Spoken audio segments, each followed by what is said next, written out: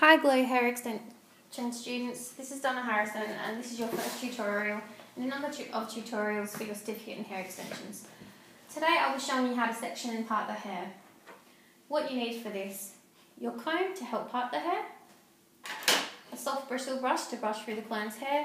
I prefer to use a soft bristle and not hair extension brush because it's much softer on your client's scalp. Long sectioning clips to hold the hair into place. Butterfly clips to also hold the hair in place, and a hair tie. This is optional, but I prefer to use it for the bulk of the hair to hold it. Don't worry about the not being able to see the side visibly because I'll show you clearly when it's what to do. I'm going to start by sectioning the hair in 3 sections, side, side and back. To separate the side, we want to work from the crown, so the top of the head here, down. You want a nice even part line. And you want to section each section off. There's no right or wrong way to secure the hair. I prefer myself to just wind it and clip it into place with your butterfly clip down here to secure it. You can also twist it and put it on the top of the head, but I find that that doesn't create the nice smooth look that you need because they've obviously taken the time to straighten their hair, so you want to keep the illusion of the nice straight hair. On this side I'll show you what I did. That's better. Okay, so we're working with the crown, this side.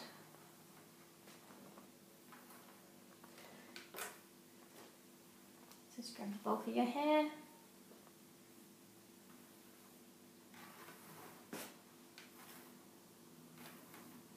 And any hair that's in front of the crown needs to go with your side parting. So it's simple as that.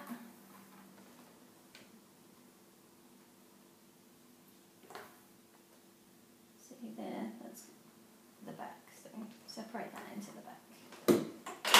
You're going to have a nice even divide. Just twist it and section into place. Now we're ready to do the back of our hair. When we're doing the back of the hair, this is the crown and this is the nape. Just that I tell you the terminology because I refer to it as the crown and the nape. So start by sectioning your hair probably into half.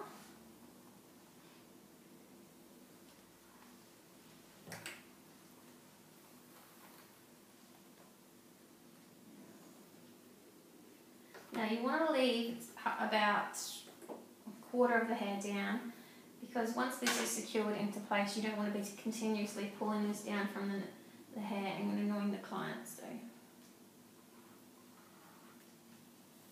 this is when my hair tie comes into play. You can use a clip to secure this into place, but I find a hair tie holds the bulk of it much easier. Alright, and if that's going to keep falling down, just grab your straight clip, section it off out the way. You're not going to do this top, are you? There we go. Okay, so you probably have about a quarter down still. We're not going to start applying extensions straight to here. Extensions are started by installing just above the nape. So we're probably going to go to that again. Now when you start installing, you want to start installing and leave about 1 to 3 centimetres of hair down. This is because when the client wears their hair up, you don't want any extensions to be seen through. So you need that nice bulk of hair down and at each side so they're covered. You also find that installing extensions and trying to get a straight line on a mannequin head is much harder than it is on a client's head because the hair is artificial. So it's harder because it's installed in little dots into the plastic and you're never going to get a precise line each time. But try your best. Section that off again. You might find here that a straight clip's not going to hold it into place. So hold it into place with a butterfly clip. There we go. Secure it off. So that's our first section. It's a nice big thick of 1 to 3 centimetres of hair from the nape. So the extensions aren't going to be seen. And you start your install there. So 1, 2, 3, or tape just 1. And you want to leave each side about 1 to 3 centimetres of hair in. So when they put it up, it flexes and it covers the extension. Starting above the nape, 1 to 3 centimetres in, nice straight line, and you can start installing your extensions. Your next part line is probably again 1 to 3 centimetres. So just part that again. Try and get a nice straight part line.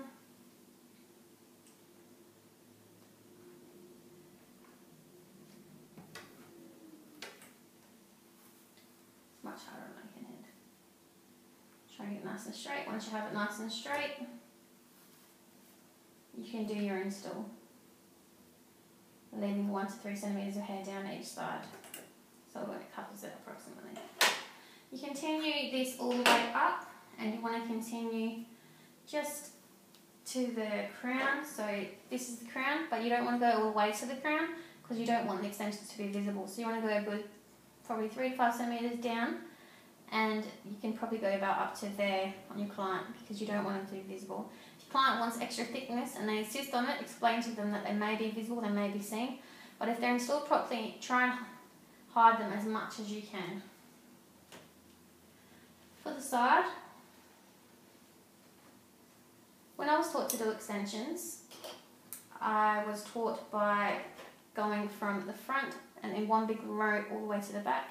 I actually changed this method and invented my own method because I thought by changing it, you can concentrate more on each side and you can create a more voluminous look and create a good look for the side and fringe and focus on those areas.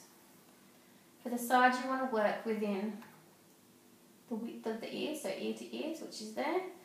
And for micro beads, you'd like nice straight line again, 1 to 3 centimetres in.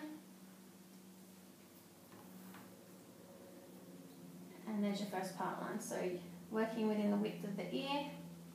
So you go 1, 2, 3, or 1 piece of tape. Again, the next one would be 1 to 3 centimetres of hair.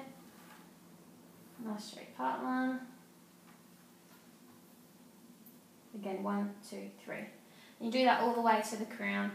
So nice straight part line, all the way to the crown, which is down to here. So again, 1 to 5 centimetres are probably there.